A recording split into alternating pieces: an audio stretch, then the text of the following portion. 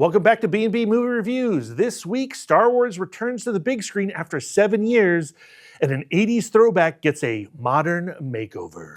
A vengeful father furiously searches for his daughter, and Steven Spielberg is back to disclose some secrets. Stay right there. B&B is up next.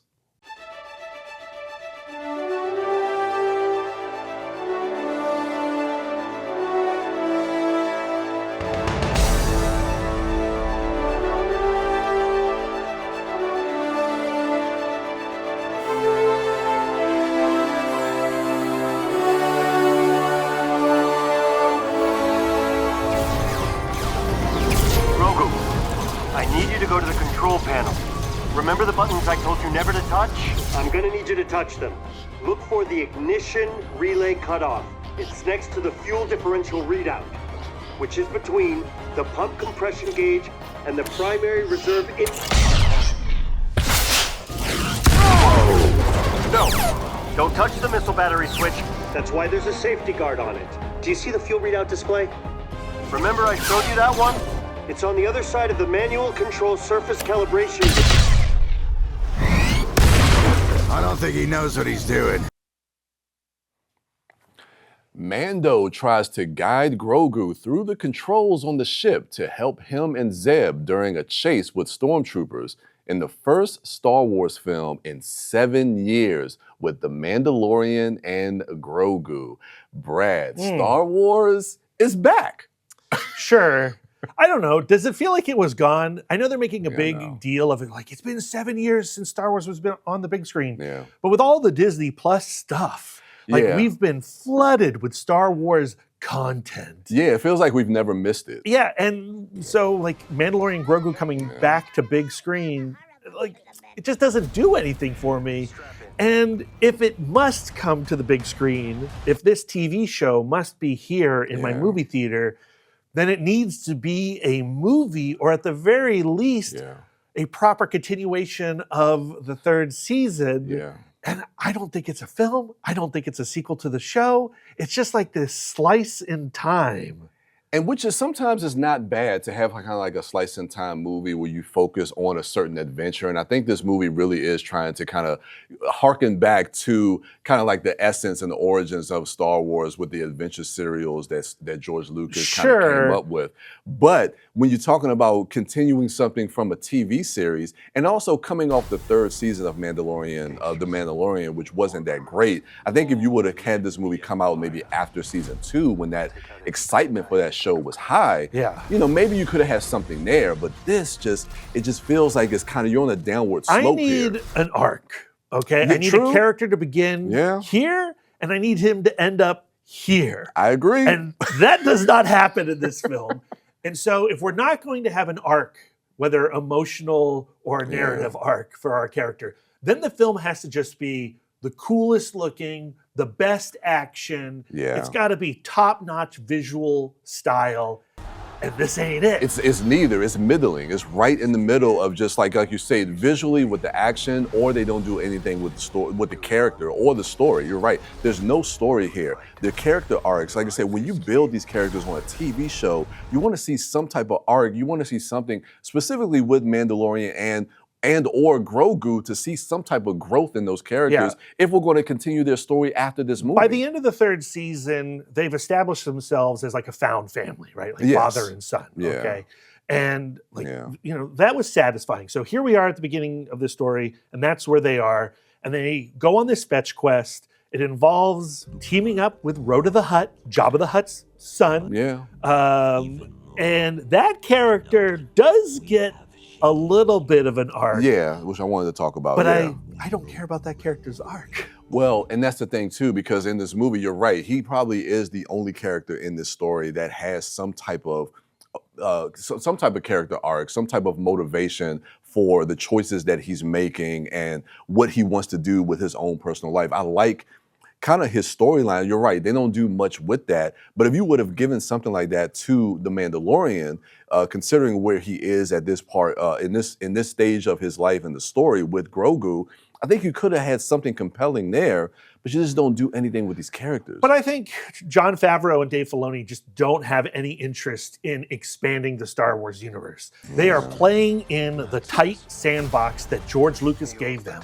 So they want to have scenes where it's like, oh, what about some Amanamods, man? Those little characters that were in the background of Jabba's palace. Let's have a whole bunch of them. Let's pepper this thing with Babu Fricks. Let's have so many Hutts. You know, we got one Hutt in Return of the Jedi for 15 minutes. And now let's have 3 Hutts, 4 Hutts, 5 Hutts. These are all my favorite toys, but you're not growing the story. You're not expanding the types of stories that you can have in Star Wars. You've imprisoned yourself in your nostalgia.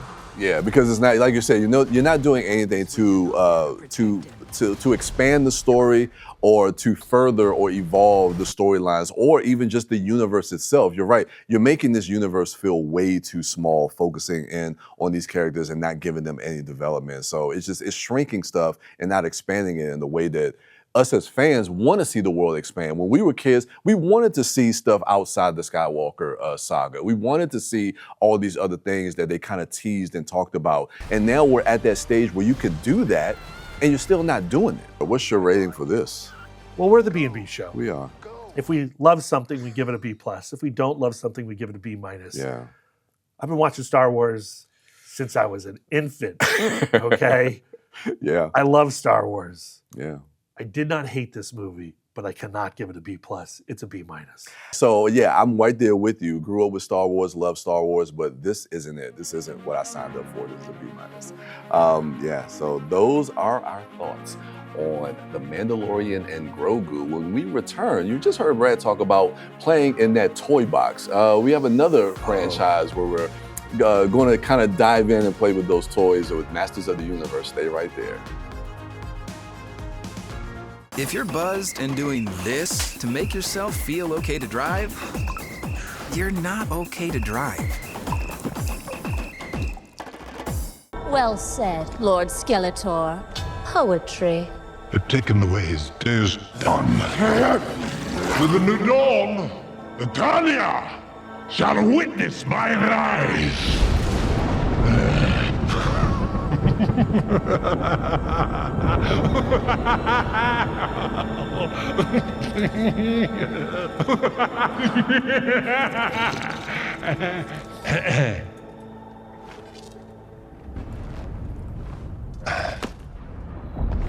That's it. I finished. Of course, my lord. When I raise my fist like that, I'm done. Yes. That is the crescendo. We'll know for the future, my lord.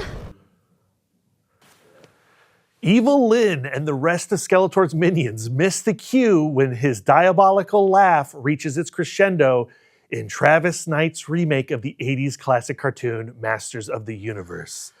Skeletor. Yeah, we got to talk about Skeletor. MVP of this movie, Bryan. True or not? Oh, very true.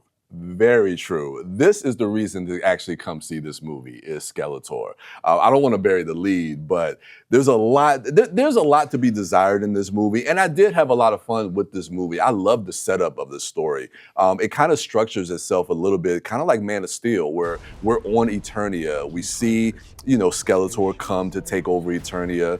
I like a lot of the fight scenes. I like all the setup that we get on Eternia, and then we kind of jettison the Earth. But what I like about that is there's been a lot of concern about, you're going to have Prince Adam on Earth? Yeah, you're doing that again? The Dolph Lundgren film did that in the 80s, and we hated it then. Yeah. We want an Eternia movie. Yeah. Why are you doing this? But to that point, we don't spend a lot of time on Earth. We go to Earth, we're maybe there for about maybe 15 minutes, and then we're right back into Eternia. Fair. So I would say about 75% of this movie is on Eternia, where we as kids who grew up watching Masters of the Universe and played with all the different toys, we're childs of the 80s, we want to see that world. We want to see these characters. And Travis Knight, who seems like he comes from our generation, really kind of understands that. Well, I like that. Should he understand it? It's interesting to review this movie immediately after having talked about The Mandalorian and Grogu, right? Yeah.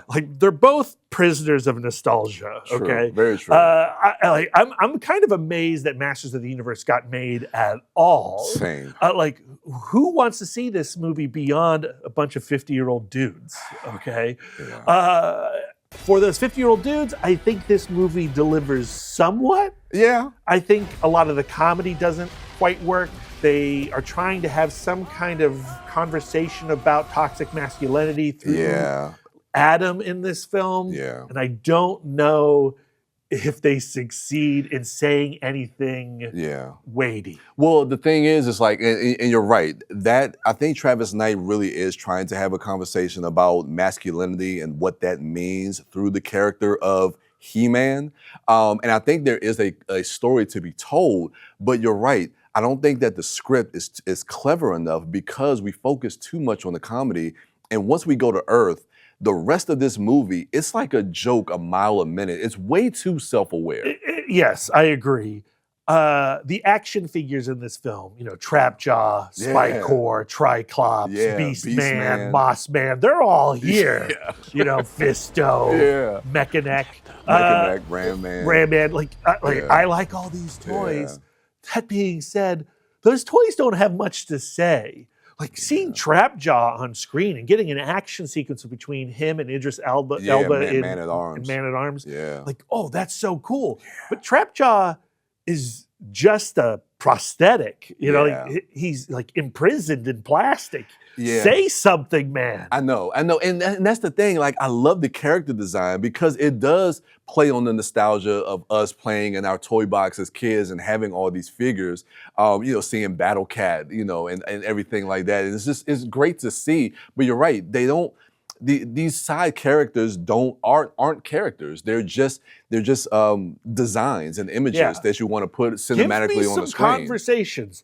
That being said, Jared Leto, Skeletor. Got to get to him. Yes, this is the reason to come see the movie. He's making choices with the character, and he does a lot of great things with the character as far as making him funny and also making him menacing as well.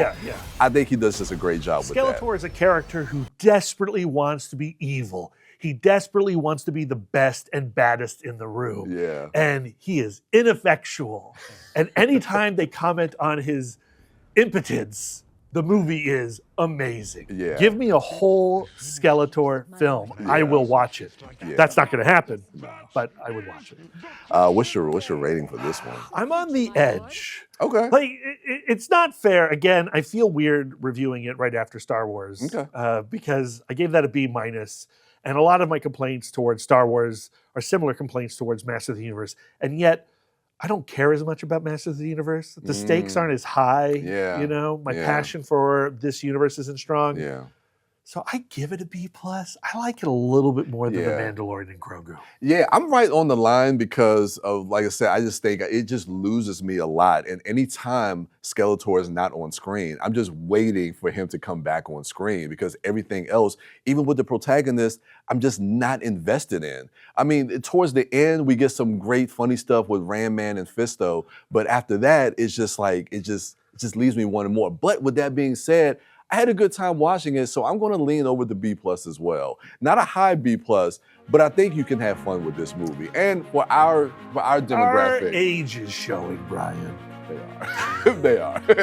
Unfortunately. But yeah, so those are our thoughts on Masters of the Universe. When we come back, we talk about a martial arts action bonanza that you do not want to miss. Stay right there.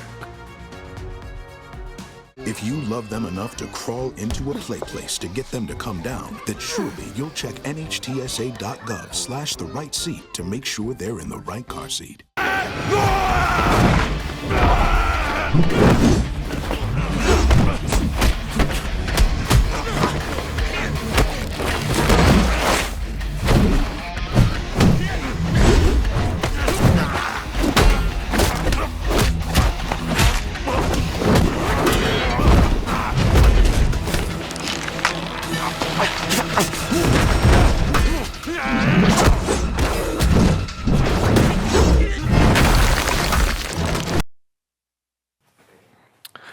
The 2-on-1 ice fight is just one of many exhilarating set pieces in the martial arts action film, the Furious.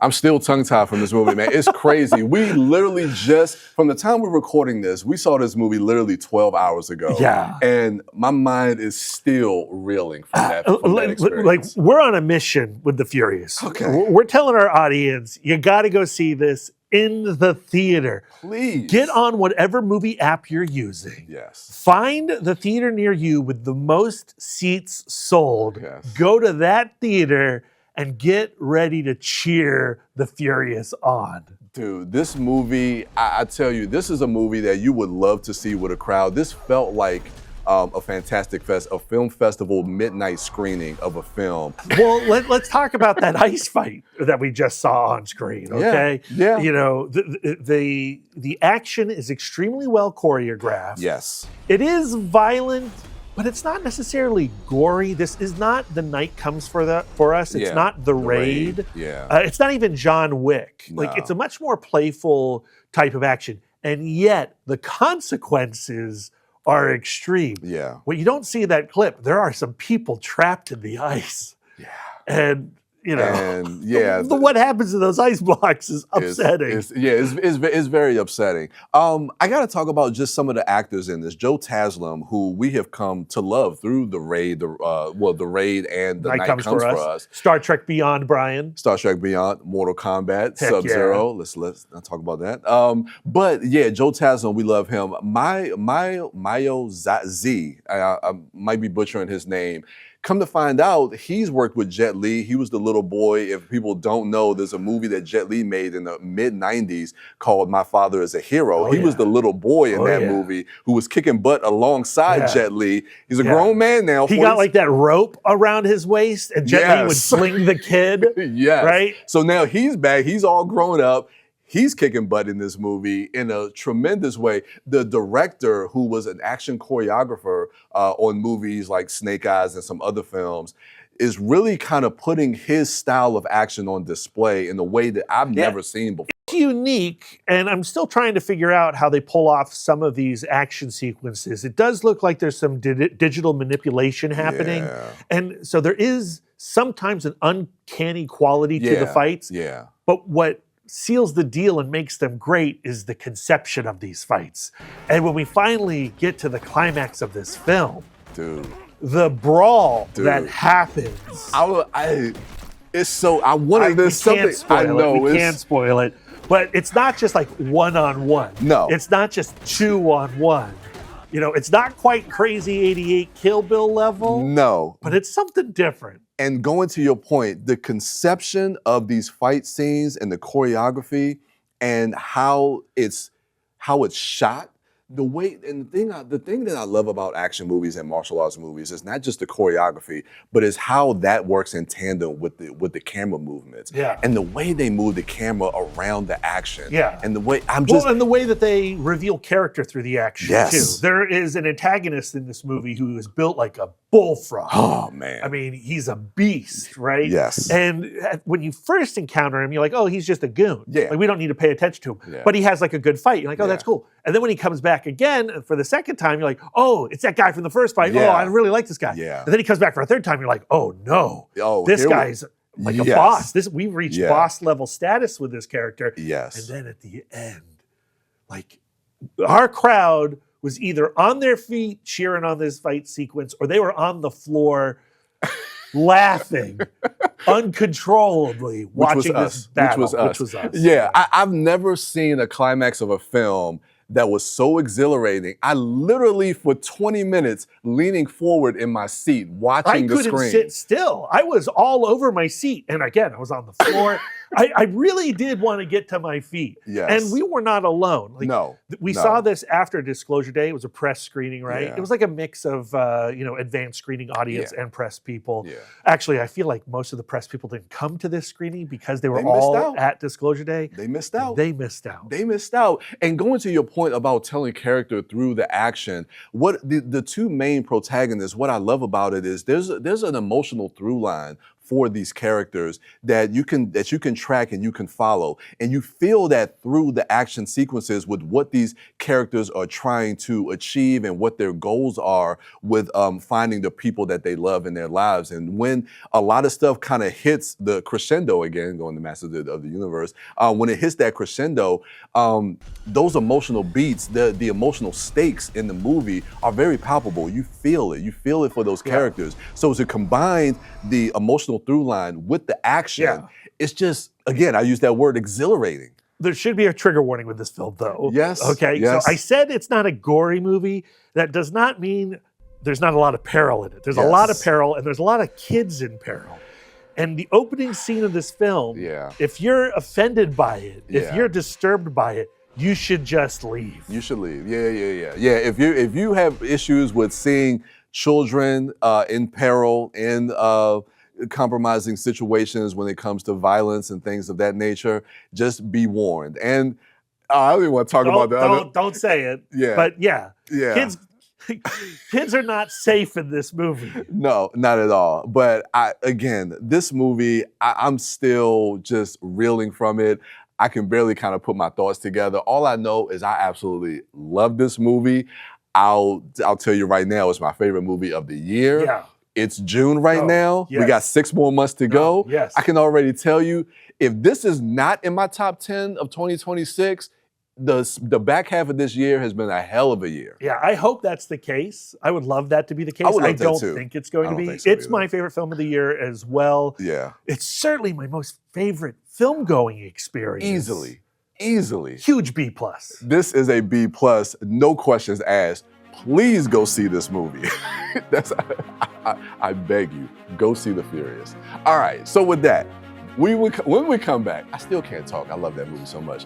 Steven Spielberg is back with Disclosure Day. Stay right there. It takes less than 1 minute to find out if you may have prediabetes, and you can do it here. So what are you waiting for? Just go to the site. If you found out we weren't alone, if someone showed you, proved it to you, would that frighten you? Good morning, Kansas City.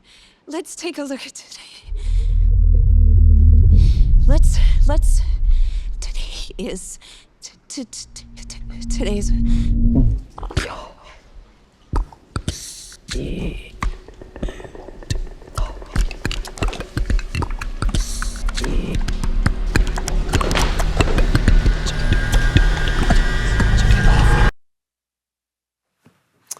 Steven Spielberg sets out to answer the question, are we alone, with his return to the science fiction genre in the new film Disclosure Day.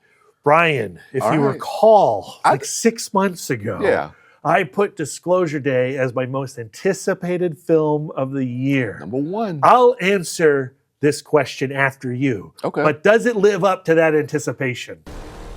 No. Damn, Bryan. I'm sorry. Why? Well, you know what? I don't want to speak for you, but speaking for myself, I did have a little bit of anticipation for this movie. It wasn't my most anticipated, but like you were saying, Steven Spielberg is an event. I mean, he's an event filmmaker. And anytime he makes a film, specifically a movie in the science fiction genre that focuses on aliens, you want to know what Steven Spielberg is going to do. Like, this feels like, and you had mentioned this, that, and I don't want to take your words from you. That please, go ahead. It's a summation. Do my whole review. No, it's a summation. It's almost like... those are his words. Those are his words. Those are Spielberg's words. Yeah. But I was definitely excited to see this. And there are a lot of stuff in this movie that I really do like and I admire, especially from the technical side and from some of the acting and the performances. I just feel like Spielberg has told this story before, and he's told it better before. It's certainly in conversation with one of his masterpieces, Close Encounters of the Third Kind. I agree. It's nowhere near as good as that. No. I think the comparison is a problem for this movie. I think the tropes that this movie is trucking in are right out of the X-Files. You know, it's trying to tell this story about like, hey, Roswell, that happened. Mm-hmm. Aliens, that's a thing. Yeah. We've known about this for a while. Yeah. And so all the alien stuff we've seen before because it's trying to replicate the grays that have been reported by all these, people over the years. Yeah. And ultimately, the revelation of this film is just not interesting, and I don't think believable at all. No, I don't think it's believable at all. And I just don't think the way he tries to explain a lot of that stuff as we get into that third act, I think that third act gets a little too, like the exposition becomes really, really heavy-handed, and it's almost like he's almost kind of talking to the audience. And like, I don't necessarily go to Spielberg for subtlety. Like, I'm happy to be hit over the head with a theme, and I do like the theme that is being explored here.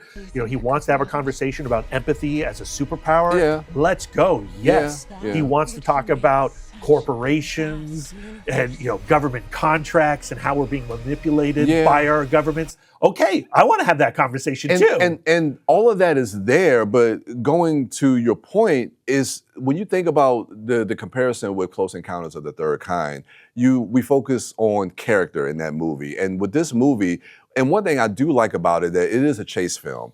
And you kind of, with the opening shot and that opening scene, you're kind of just dropped right into the middle of the story. It gets up and goes and doesn't stop. So you're until it grinds to a halt. Yeah, that's true. So you're dropped right into the middle of the story, and you're kind of like, as an audience member, you're just kind of like in it, and you're like with these characters on this chase.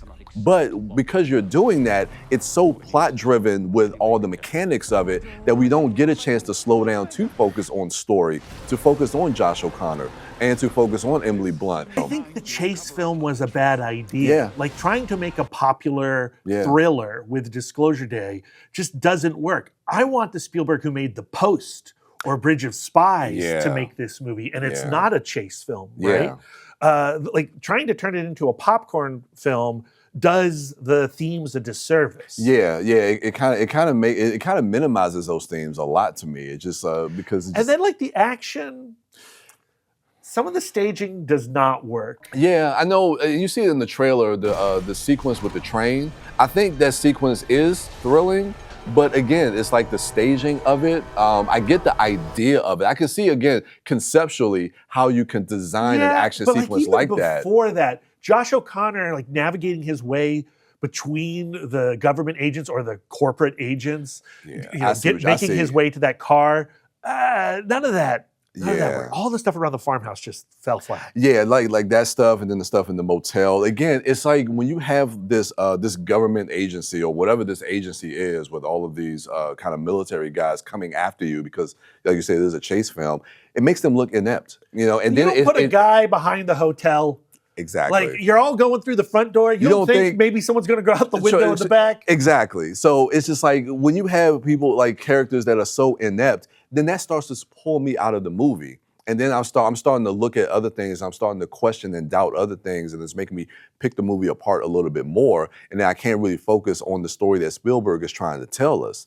So I don't know, man. I enjoyed the experience of watching some of it, but then overall, it was just like. The screening we went to felt like an event movie, right? Yeah. Like, it was an IMAX screening.